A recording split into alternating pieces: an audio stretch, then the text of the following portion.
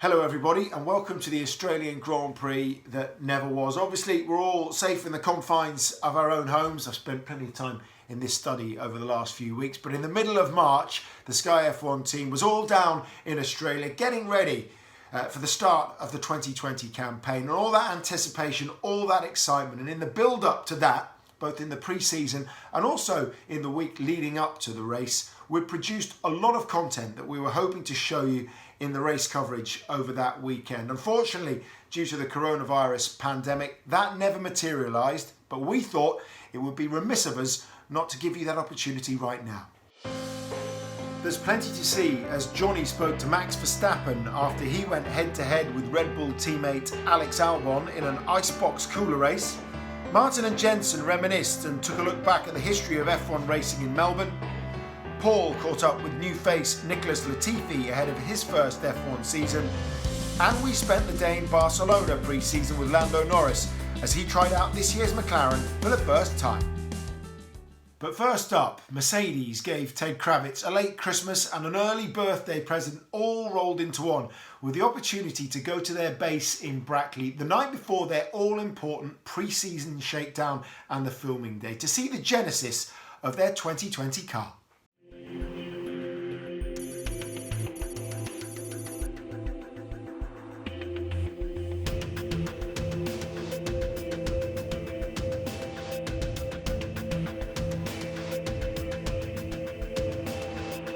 We see every race weekend how Formula One cars can get taken apart and put back together in a matter of hours.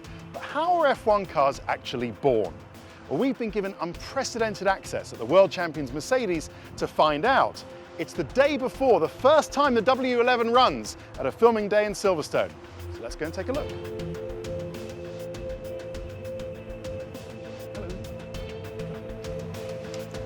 Oh, on-brand green, like it.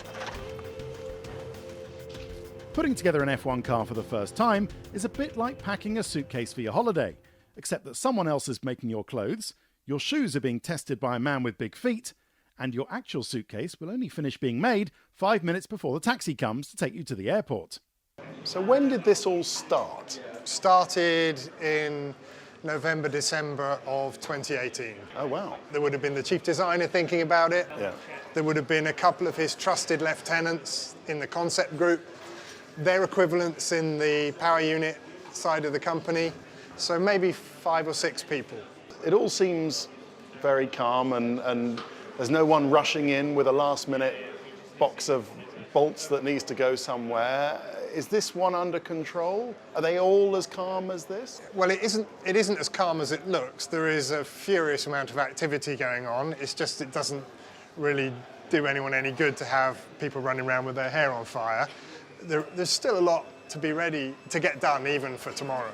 The first part of the W11 to be born was the engine and transmission. That's been running since well before Christmas, and many thousands of kilometres to the good. There was a time, you've got to go back a bit, but there was a time when all this stuff would get bolted together the night before the first day of winter testing. Yeah. And that's why it tended to be that people would only do 10 or 50 kilometres in those first days back in the day. The next bits were the hubs, axles and suspension wishbones, uprights, dampers and torsion bars. That's because, being all new designs for this year, as well as being lighter and stiffer, they needed to be tested to see if they could withstand all the punishment they're going to get on every kind of corner and every kind of bump and curb. The suitcase, or rather the tub or chassis itself, is next.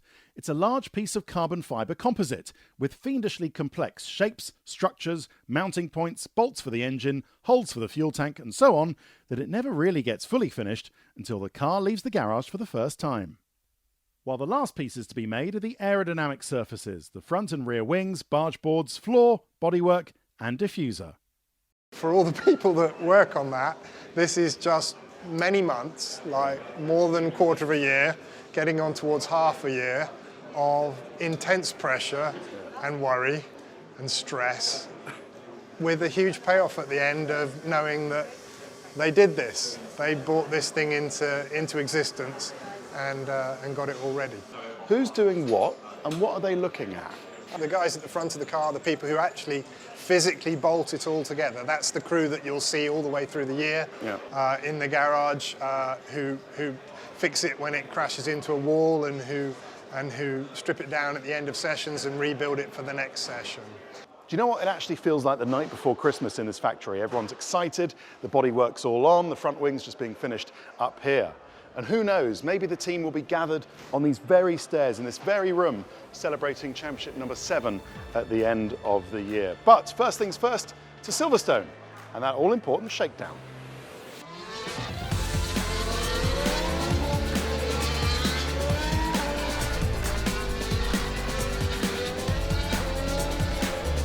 While they finish off the photos, I've got to say it's all gone rather well. The car ran reliably, they got all the systems checks done, they did their 100 kilometres, and the drivers were happy with no major surprises. So it's ready to race, and that is how an F1 car is born.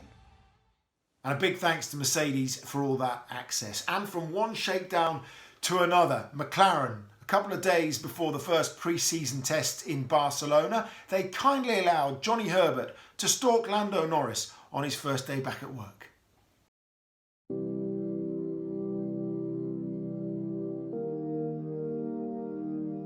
Australia has always seen the kick-off to the F1 season, but it's actually here in Barcelona where everything starts to happen. We're here at McLaren, who are doing their shakedown day just a couple of days before the first test, and we'll be following Lando Norris, who will be showing us what he gets up to in his first day back in the office. Is it a good look? Very good. See this in here? Just under that column. Can you clench with your teeth like yes, okay?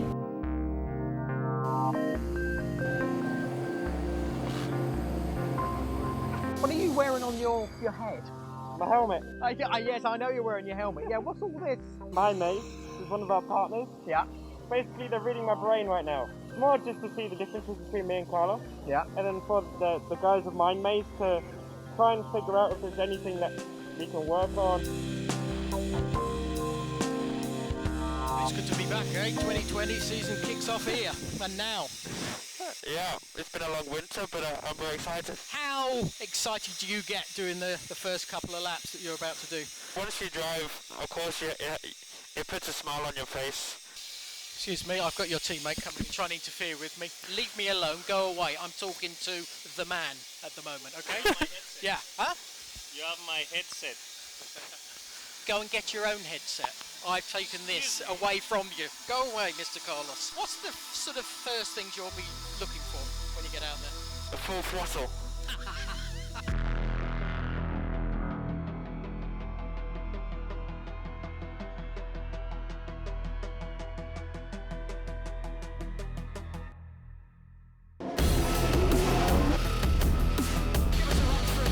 Alright, turn 1 now. Bit of understeer through turn 2. Off the throttle, flat out, turn 3. Do I keep it flat? I do indeed. Into turn 4, brake. It's quite hard doing this, you know. To turn 7, going back uphill, using all the exit. Into turn 9 again, little lift, because I'm sure the guys, they want me to break the car at all. DRS open, going to the final sector. Rear tyres, you can feel them already dropping off. Box this lap. Thank you, Johnny. That's okay. I tell you what, while all this is going on, I've actually got your teammate behind me, sort of looking at all the data as you're going around the track. He's looking at everything you're doing. Everything I'm doing is wrong, because I know he's watching. You're doing a dummy run for him. Right, let me just focus on not hitting anyone. 1 second. Bit of a lack of grip, I think, because of these tyres. They aren't the proper testing tyres. But it's all good. Great, thanks Lando. Yo, Percocet, Miley Percocet, Miley Percocet, rep the set. Vamos, Carlos, chop, mate. It's not just about being in the car and talking to the engineers, is it? No. You've actually been doing some photographs. A lot of photos. Why? What for? For the sponsors, for our partners. I guess it's the first time like me and Carlos are fully kitted up.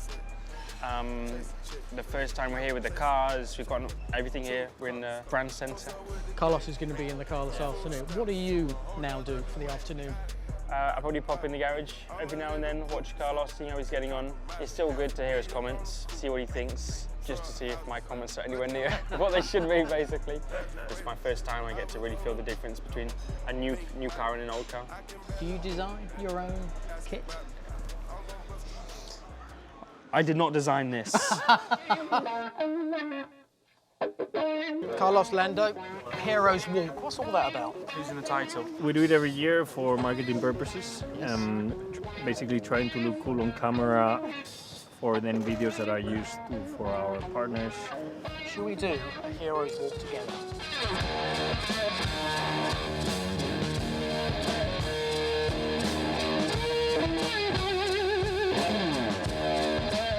Carlos is just about to go out in a couple of minutes. You've already had your run.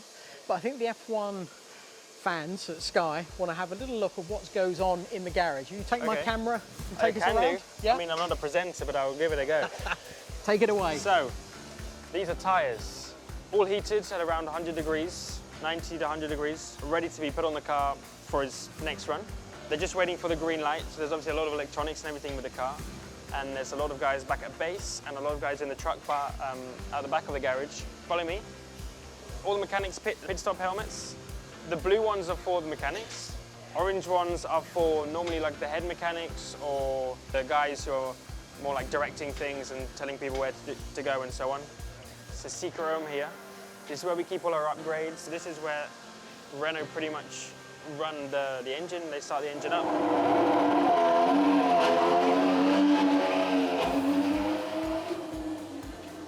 So here we have the island, as we call it, or the data center, where we have Carlos's engineer, Carlos's performance engineer, Hiroshi. That's a little tour, getting to know a bit more about the engineers, the car, and what goes on. Well, the day's coming to a close. It's been a brilliant day. It's been great access from McLaren, so thank you for that, but equally so from Lando Norris, really giving us a good understanding of what goes on his first day back in the office. But of course, I think we want to wish McLaren a successful season as well. So Lando was raring to go. He'll have to keep his eye in that simulator in his bedroom over the next few weeks or months until the season eventually gets underway. Okay, let's move on to another familiar face who was missing from the paddock and the grid in 2019. That of Frenchman Esteban Ocon, another one itching to get back in to a Formula One seat, and this time for Renault in 2020 alongside Daniel Ricciardo. Before a race has even been run, there's already a feel-good story in the paddock this season. After losing a seat he thought he had at Renault for 2019, Esteban Ocon had to watch from the sidelines. But now he's back, and he's taking me on a little drive to tell me how he's feeling ahead of his return to F1. Hey, how are you? I'm very good. You, Rachel? Good, thank you. Good. Step in. Thank you. My first question for you is, how would you describe yourself in 3 words? I prefer when people describe me because I like to, hear what they think and what I could improve, Maybe you can describe me? Definitely determined. Okay. That's been a thread throughout your life, I think. You've been determined to race, determined to get to F1, determined to do well, determined to stay in F1. So definitely determined. Got to have talent to get into F1 in the first place, and then to stay. Okay. And to come back as well after only 1 year out. I was going to ask you about that, because that's got to be so important to only miss that 1 year, I imagine, and not have to sit out any more than 1 year. Yeah. Because I think if you start to miss more than one, I mean, you are out of phase with how the technology evolves, and I think it's still possible, but it's more difficult to get back to pace, when you miss more of that. So determined, talented, and I like those two. Charming or likeable. Charming or likeable. Definitely. I think so. Because you'll always say hello in the paddock, you always say hi to people. Even last year, when it must have been really difficult for you, you'd still stop everyone and say hello. And yeah, the time I was not seeing people is that because I didn't sleep in the evening. That is why. Well, this is it. So I wanted to ask you just how tough was last year? Not just the work you had to do, but also the fact that when you turn up at a race, you're not driving, and you know you're not driving, and you're seeing everyone else doing what you want to do. Yeah, exactly. And I was just, most of the race I was just coming out from the simulator, so I had probably like an hour of sleep in the plane. So that was all I was getting. So it was being tired, being working hard, but also just seeing what the guys they could do on track with the car, and you know, in the back of your head you think, you know, what could I do also with that car in hand. So I know you drove this car down from the Pyrenees, so I don't know about you, but after a long journey, there's quite a lot of debris in my car. Oh, really? Wrappers, coffee cups, debris, bottles, all sorts. So I'm going to have a bit of a route around. There's a muesli bar, which is far too sensible for my liking. What's in here? That's Daniel Ricciardo in there. Hold on, what's this? Well, that is my snack. That is my snack, I think. Maybe. Do you know what's in it? No. Yeah, that is my snack. Okay. Jam sandwich. Exactly. A jam sandwich. Tell me, what's about jam sandwiches? Well, it's fantastic, no? It's sweet, it's very nice. English. It's 5 p.m. Yeah, so okay. It's perfect. Perfect timing for you to have a jam and all sandwich. the passes and everything, that's all Daniel. Look, it says Daniel's Daniel name Ricciardo. on it, to be fair. Yeah, It does say exactly. Daniel So that's his Ricciardo. whole car. And also there is like a soda on it. There's a sticky Disgusting. patch. There's a sticky Disgusting. patch. Let's talk about Daniel. Yeah. Firstly, do you guys get on? You seem to get on. Yeah, we do get on pretty well, I have to say. We met at the factory for the first time, and the first thing I got was he threw me a bottle of water and say, "Hey, catch!"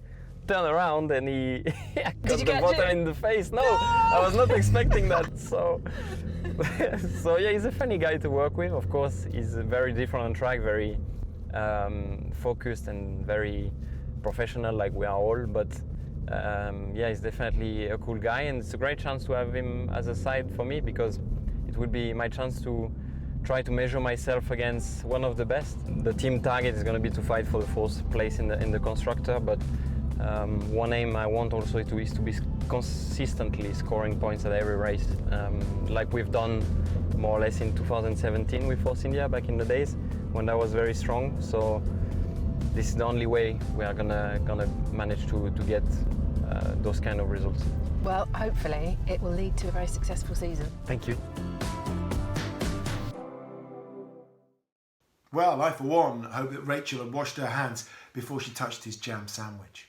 Now, this year are due to be the 25th running of the Australian Grand Prix in Melbourne. The winner of the initial race here, our very own Damon Hill. In that quarter of a century of history around Albert Park, there have been some epic races, and Martin Brundle sat down with Jenson Button to discuss some of them.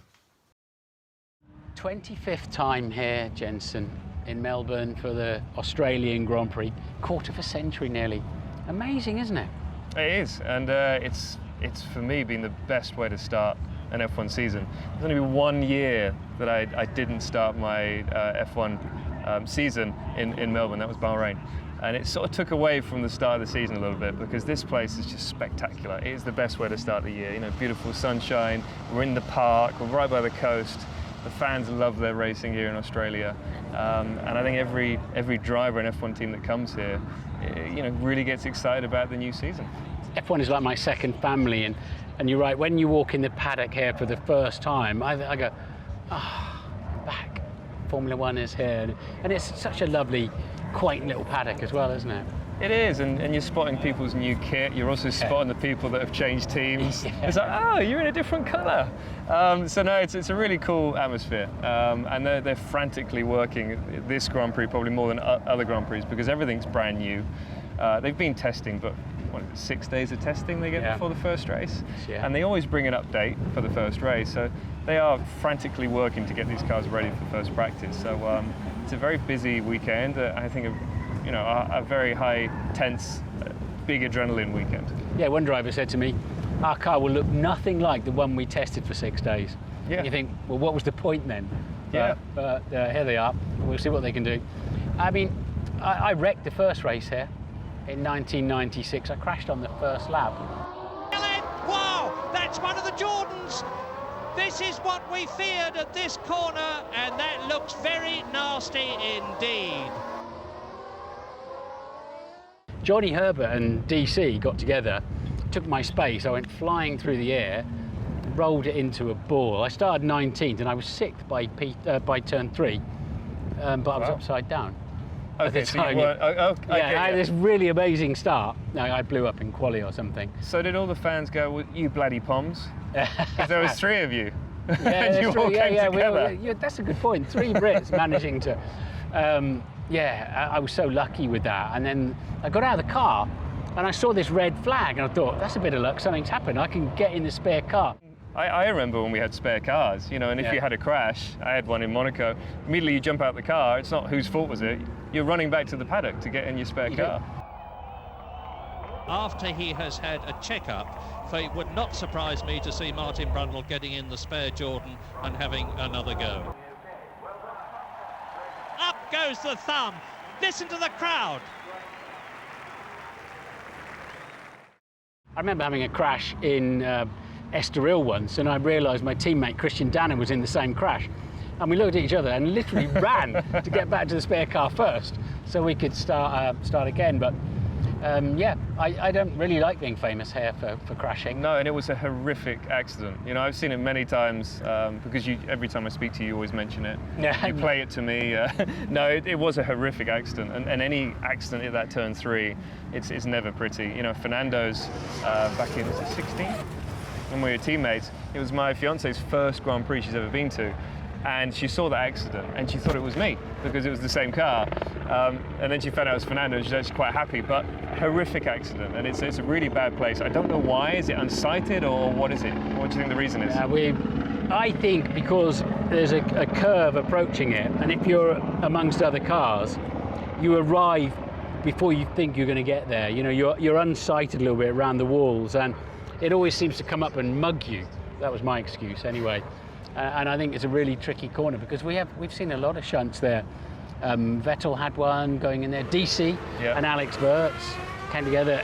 DC's car, Red Bull, flew just across the top of the hands, didn't they? Yeah. Of Alex and that. And it's one of those that I think you just get sort of drawn into totally the corner. agree. And I think some of it is also the trees. You've got the trees running down to that corner. So you've got the shade, then you've got the bright sunshine. Yeah. Especially with these afternoon races, I think, or early evening races, it's very tricky on the ice.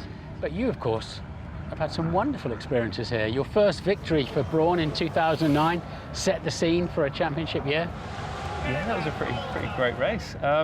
It was probably my luckiest race win here in Melbourne, strangely enough. You'd think, oh, it's the best car, it would have been an easy victory. But I led from start to finish. But in the last stint, Sebastian and Robert Kubica got together and had a crash. I think Sebastian was catching me sort of half a second a lap. So he would have been on my tail at the end of the race, but they sort of handed me the victory and gave me an easy day, which is very nice of them. Our first race as a privateer, Brawn GP. So it was a very spectacular race, and Rubens had a bad start, but I was able to fight through and get on the podium as well for a second. So. Well, you won 3 out of 4 races here. I mean, only Michael Schumacher's won 4. So you're one of the top dogs around here. You won again in 2010, wet, dry, kind of your dream day in a Formula 1 car. It was. We started in intermediate wet conditions, and I felt that the rear tyres were going away. I could see dry lines around the circuit. But I'm going to give it a go. You know, I like that. You've got to really feel what's going on with the tyre. And I remember I went down to turn 3, very famous turn 3, braked. All 4 wheels locked up, went straight off the circuit into the gravel. There's an example of how difficult it is. Jensen must go straight off the track onto the gravel, and that's a real problem seemingly for Jensen, but have he gone too soon? And in a way that helped me. It was saving grace because people probably saw me out on dry tyres, knew I was reasonably good in their condition, went off the circuit, they probably thought, not doing that. No, it's 2 laps too early. Yeah. I got back on and then set 2 purple sectors. So came out, I think, when everyone had pitted, I was in 2nd or 3rd place, made the moves, and then it was a coast home from there. All eyes were on Red Bull, but instead it's the world champion from 2009, Jenson Button, makes it another Australian Grand Prix victory. Woo! Yeah! You won 2010 by a dozen seconds. 2012 you won by a couple of seconds, but another great result. 2012 was that for me was probably my best win here. You know, it was from I started P2 just behind Lewis started on pole, and I got him into turn 1, and from then on I felt I could really control the race. The other 2 not so much, but that win was one of those races that just comes to you, and you just have confidence in what you're doing, where you're putting the car, how you're looking after the car, the tyres, the fuel, and that one felt the easiest. what's the secret around here then? It's a quirky track, isn't it? I only did it that once, and I felt that if you didn't find that invisible groove and really dial into the corners, a lot of the corners are the same. They open up on the exit. What did you find? Funny enough, it really reminds me of karting. I've been doing quite a lot of karting at the moment, just to keep my fitness there and reactions. And if you don't get in that groove, you fall out of that groove on the circuit. You know, there's no rhythm. Yeah. And it's exactly the same around here in Albert Park. You know, you've got to have that rhythm. You've got to find that groove. Push in places that you maybe don't think that you should, but you do, and it grips up. Like the fast left-hander out the back. 11 and 12. 11 and 12. Quick left-right. Yeah, we were talking about it earlier. I've never known where that second apex is. It's just the natural progression from the left to the right. Driving, yeah. Exactly, and it's such a fantastic couple of corners. Those two really stand out for me, not just here in Melbourne Albert Park, but around the world. Those two really stand out. The water that you never notice when you're driving around the track, the cityscape, the sun shining, the Aussie fans. I love F1. I mean, what a place to start the year. It is, and this is my first time coming here, not as a driver. So I walked in today through the park or the golf course across the water, and it is stunning. It really is. Even though we're working, it feels like we're on a bit of a holiday here. Great chat between those two, and it's a huge shame that Australia is going to miss out on being the season opener in 2020. Now, last year was a year of change, swaps up and down the grid, and 3 rookies in the form of Alex Albon, Lando Norris and George Russell. But this year, there's only one new face on the grid. The runner-up in last year's F2 Championship, Nicholas Latifi, and he took some time out to travel to the Albert Park circuit with Paul de Resta.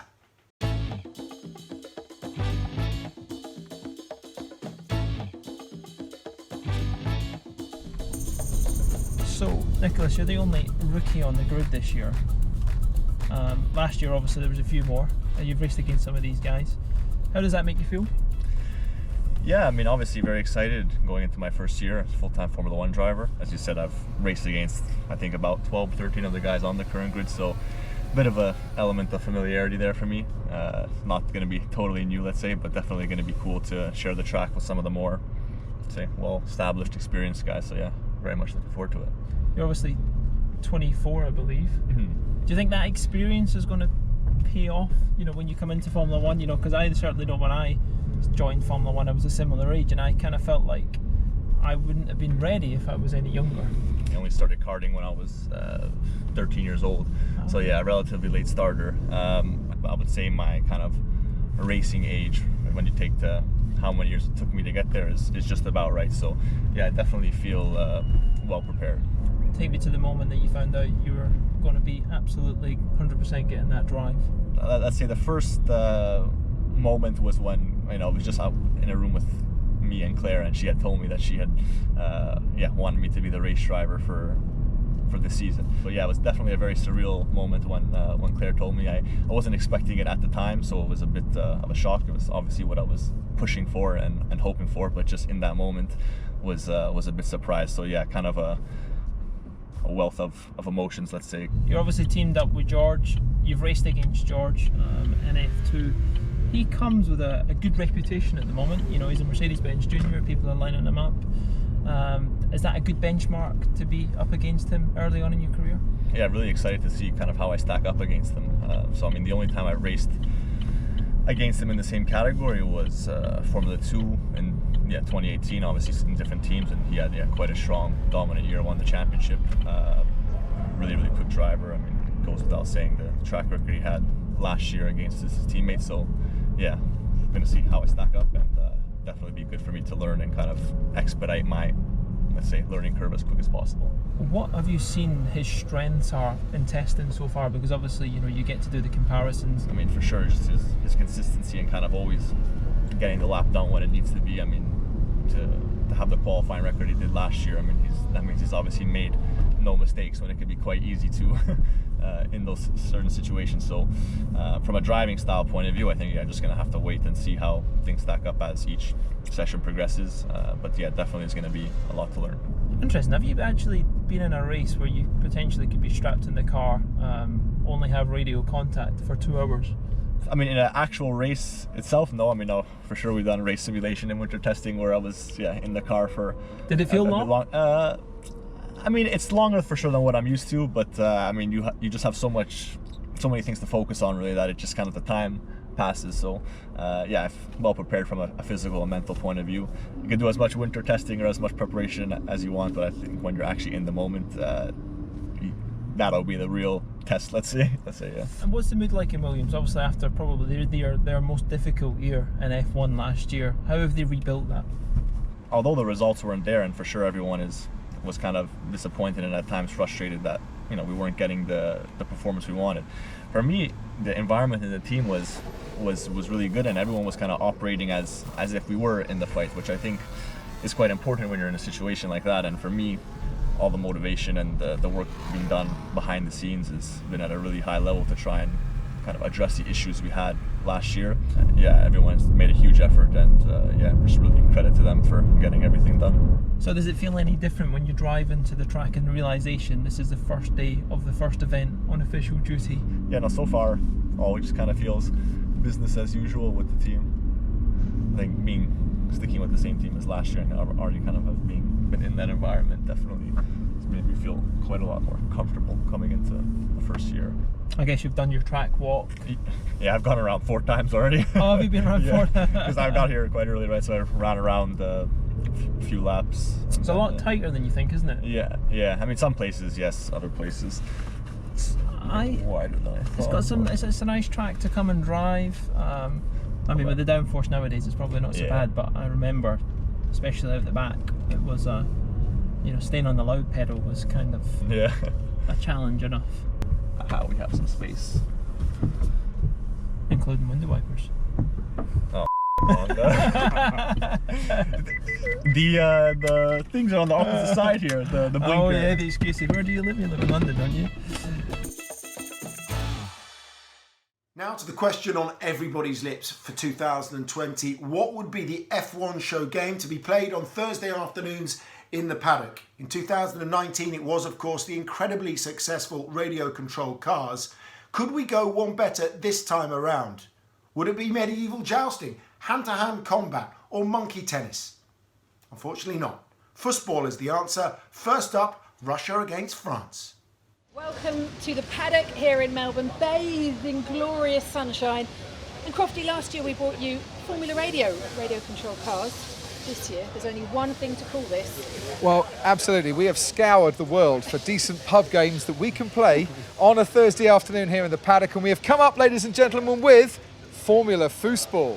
Oh, that's amazing. Fußball being German for? German? The German word for? Soccer. Perfect. No, right. Now, first and foremost, Fiat, soccer doesn't exist in our world because we're British. Football, yeah? In my world, it does exist. In your world, it does, but in the proper world that invented football, we don't do soccer. Okay, well, let's play some football then. Yeah, let's play some football then. I like this. So there are rules. Yeah. First to 10. Whoever scores on the pitch doesn't matter. Spinning, that's 1 goal. nothing. No spinning. I've never played this game before. Never? I've never played this game. You It's first played time 2 minutes ago and you scored. Well, yeah, goals in a row. until the 2 minutes ago, I never played this game, so. Well, you're good enough, don't worry about it. When Pierre was young and he was in St. Pierre's boarding school for boys. You were not supposed to say that. You see? You told me. You played this all the You time. played this all the time. Not all the time, a couple of nights at school okay. with my mates. Well, if you'd like to take your positions, so you are blue, Pierre. Yes. Danny, you will be red. Okay. I'm going to drop the ball in each time. Crofty is a referee and commentator, but as I said, if you spin, it's a penalty to the other side. Crofty will deem whether it's a spin or not. But you're allowed to flip. I'll help you, Danny. Don't worry about that. 3, 2, 1. 3, 2, 1. And away we go then. Pierre Gasly showing some amazing control and then just hoofing the ball upfield. And that is a goal my God, for that Danny was a Kvyat, nice one. ladies and gentlemen. Okay, And you're going to tell me that's the first time you play? You didn't even see it. 3, 2, 1. It is the first time he's played. Honest. Oh, look at this. Midfield congestion. All the way at the back now. You're a good liar, mate. Good lad, Danny. That's the first time you played. Look at it. He's passing it amongst the back four like a Scottish football team of old here. Oh, wait. Gasly with a snapshot. Saved It's well. gone. And it's it gone. is. What a piece. Look. I love this. We're not even started on the track yet. The competition is already fierce here. Marvellous goal all the way from one area to the other. Half a point. It's going to be a long game. 2-1 to Pierre. again. Oh, 3-1. I'm trying to change the subject again. Yeah, oh, so close, so Oh close. no, it's an own goal. Done it. So 3-2. 3-2. What happened there? Yeah, it's just the keeper, Lloris. Okay. Lloris. Yeah. Have you been to school, Daniel? Sometimes. Oh, what a fuck! goal. 3 apiece. Sorry. 3-3. 3-3. 4-3. Danny Kvyat. Upset on the cards here. Ready? There you go, look. Perfectly fair. Oh, look at that. Great pass forward. Now, oh, the control let him down. Now Kvyat with a shot. Kvyat on the attack. Gasly saves his skin. No. But a deflection. You said we go to 10, so we go to 10. Let's change. 5. You're swapping sides. Oh, this is getting really. All right, okay. Okay. So now he has Like no this, I can have excuse. some Right. fun. Danny Kvyat now playing in the blue. I have no. to say, Pierre is making some classy See? saves. Now they're getting very good at this. Oh! Straight in. It is now, and it's Again. 5 Again. apiece. But Once from again. there. You missed the goal. Right. Are you ready? 5-5.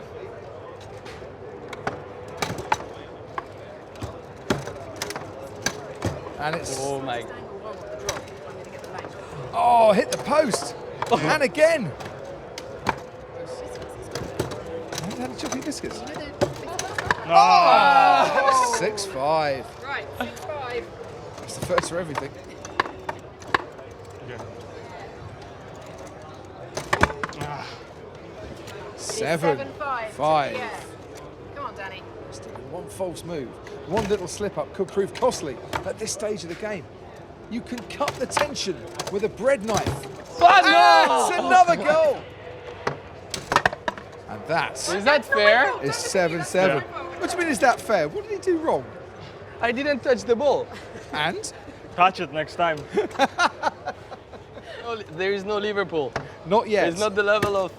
It's no 8-7. 8-7. Right. And that is 8-all. Yeah, that was what did it wrong. Oh, nice snapshot there by the left midfielder. For Pierre Gasly playing What a strike! one more goal for Danny Kvyat, Let's and it do is it. game over. It's a shot that comes in from the left side of the strike force, quickly cleared by Gasly. You make it sound way better than it did. Oh! What was that? And he got caught out. This is Okay. it. This That's is actually good. That's actually exciting now. Okay, go on. Yeah. Ready? One yeah. more. 9 apiece, 9 apiece. Next goal wins. All those long nights In the boys' school. when he should have been doing his homework. You see, it And pays off in the end. Gentlemen, that was more was fun good, that was than we exciting. could That was ever good, imagine. Brilliant Takes you stuff. back to I the think days you make at it. school. You made it sound way better, but still, I'll take the win. You take the I'll win. take the 3 points. Take, but you change the sides, you change that the was fair. sun, That you always was fair. wanted something more. This was I not didn't okay, want that anything. was not okay. You did. and We did it's okay. half. I always met your request. Pierre, well done. Mr. Kvyat, on your knees. Sure. Good luck with that, mate. Yeah, oh, You're gonna man. be okay. Like a baby. Okay, like you a can call baby. me anyway. You'll be probably too excited. Take care of that. See you guys. Well, congratulations to Pierre Gasly and first blood to France in this year's official F1 Football World Championship. Hopefully more of that later in the year. Now, contrary to popular belief, there was actually some racing that took place down under. Apparently in Australia, it's a thing to convert a beer cooler into a racing car. We sent Johnny Herbert to investigate with the Red Bull boys, and we call this Cooler Runnings.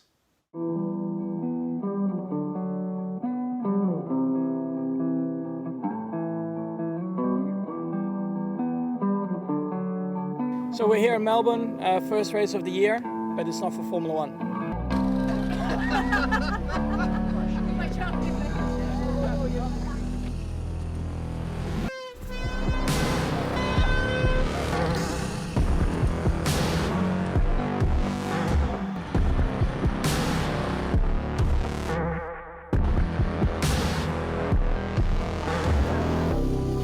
It's a good start to the week to win a race. I tried. First podium of the year. Max, I'm a bit of a specialist in body language. Okay. Yeah. Are you? You're looking very happy at the moment. I'm just a very happy person. Yeah. But overall, it seems to be you're starting the season as strong as you want it to be. Testing has been all right. Yeah. I think we have done basically everything we wanted to do. Did a lot of laps, and we could test a lot of things on the car to understand in what direction we had to push it. And about lap times and stuff is always very difficult to comment. But from my side, when I was sitting in the car, there were no real big surprises. It was all feeling pretty good. I mean, your relationship, obviously, with Christian and Adrian Newey especially, you've done your sort of 3-year extension. That relationship, how important is that for you? It is very important. Also, I feel good in the team. I hope they're happy with me as well. So for me, there was no reason to change, because I believe that with the people we have in the team, we can fight and beat Mercedes. So then, for me, it was all about why should you try and stretch it and make it awkward at one point when you want to renew your contract. So it's better to just get that out of the way, so we don't need to talk about it anymore, and we can just focus on the seasons ahead of us. Yeah. Do you think this is going to be sort of the best start to the season that you've had in F1? That's at least what we're trying to achieve. Right. Yeah. But do you think you're going to achieve it? I Your hope. Gut feeling? We really, I think, gave it all to be able to have a better start to the season, but it's still wait and see, because you don't know how the others have been performing throughout the whole winter. I mean, one thing is for sure, Mercedes again looks very strong, but I don't think that's a surprise. We have to work hard for sure the whole year, but I'm looking forward to it. And I know the way you are in your racing, you want to come here to win the race, for sure. Of course. Yeah. That's why you are in Formula One. You want to win. I mean, it's nice to be on the podium and finish third and end up third in the championship. At the end of the day, in 20 years' time, I'm not going to look back and say, oh yeah, I finished third in the championship, because for me personally, that doesn't do anything. It's not where I'm here for. We definitely hope that we can finish higher up than third in the championship. Yeah. Are you more involved more than you have been before in sort of in the simulator work and being at the factory? Is that something you've done more than before? No, not necessarily, because at the end of the day, I'm not the one who's making the wings and stuff, So I can be there. It's nice, I think, but it's not gonna, I think, help performance. It's nice to stimulate people, but also I think it's good in the wintertime to have a little bit of time off. I mean, at home I've been racing a lot in my simulator, trying different cars. I've been doing some track days as well, just not in a Formula One car. But for me, that is just about just trying different things, which maybe helps you in Formula One as well, because we are driving such high downforce cars, and maybe you lose the sharp edges on some places, and it's good to try it out in other cars, to, understand braking a bit better, or how you hit a curb, or how you use the track, all those kind of things. I really enjoy not only driving Formula One cars, but even on the simulator, try all different kind of cars, because it keeps you busy, first of all. The whole winter I've been racing, and when I jumped back in my F1 car, it just felt normal. Like, it was not like getting used to anything. It was just like, okay, got my F1 car back. Yeah. What about karting? You still do No, that nothing. as well? Nothing of that. No. Oh, right. I thought that was something. I don't that was know. important. I think I've done it too much in the past, so I'm like, I need to give it a break. And the problem is, when you have free time and you want to go-karting, your ribs are hurting, everything is sore, and I just don't want to feel that. So I prefer to sit in a race car. It's a bit more comfortable. World Championship this year. You want that? We go for it.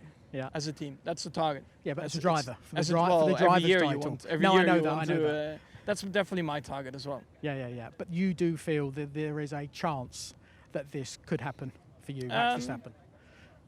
Yeah, I think so. Good. Yeah, but still, I have that approach of we will see, because at the moment, you can say a lot about it, and you can say I want to go for the championship, but if you don't have the car, then you can dream as much as you want, but it's not going to happen. So, as a team, I think we just have to be focused and really see how this weekend is going to go, how Bahrain is going to go, and then just see further.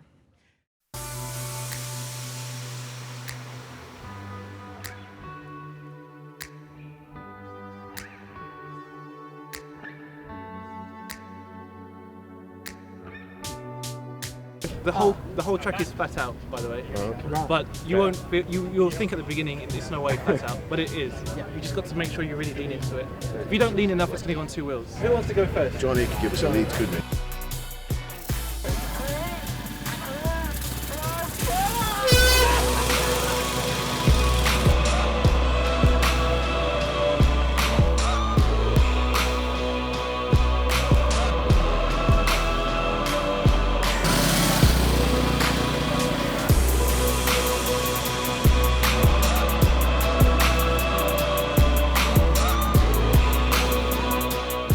performance was quite incredible. Did a jump start, he cut the first corner, he then crashed.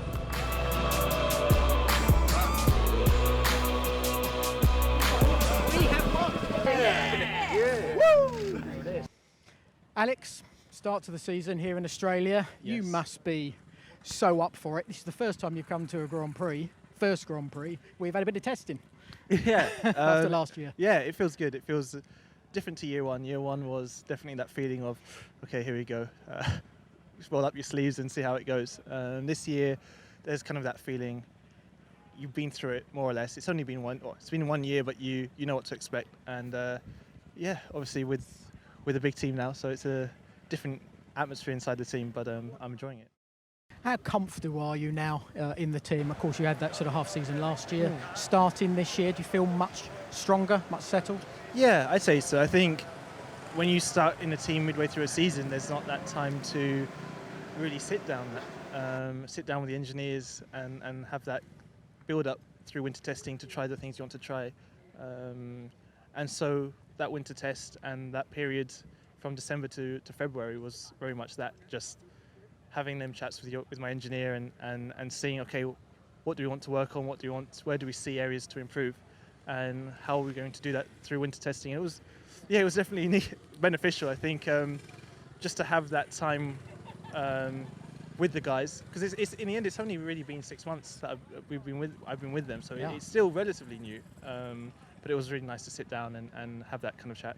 Are you more comfortable with the car than compared to last year? Yeah, I'd say so. I think actually, even with Max, I think we have similar feedback. It is similar, so we knew what direction we both wanted to go. And as you saw during the end of last year, we were kind of going into that way. I think if you look at the regulations this year, it's more of just an evolution of last year. So we were just picking away at it, and once we hit kind of Brazil, Abu Dhabi, we were going the right way, and it was just carrying it on. Is this the best prepared you've ever been in your motorsport career? Yeah, I think firstly it's having that solidity from 1 year to the next, something which is quite nice, to be honest. Yeah. Being able to structure this year around throughout winter and getting a bit of a direction towards where you want the car and what you want to do, but also in terms of fitness and everything like that. Yeah, it's been everyone knows it. I know it's a big year for me, so I've got to perform and I feel in the right space mentally and physically, so we'll see. Well, there you go then. That was the Australian Grand Prix that never was, certainly from our side. It's a great shame, but I'm glad that we were able to share some of that brilliant content with you at home. And we hope to be providing you with a lot more with the Sky F1 podcast. Keep your questions coming in. More on that. We're going to screen loads of classic races and hopefully a few quizzes too, plus all the at-home series. For the moment, though, from me here in my study and not the backdrop of Melbourne, bye-bye.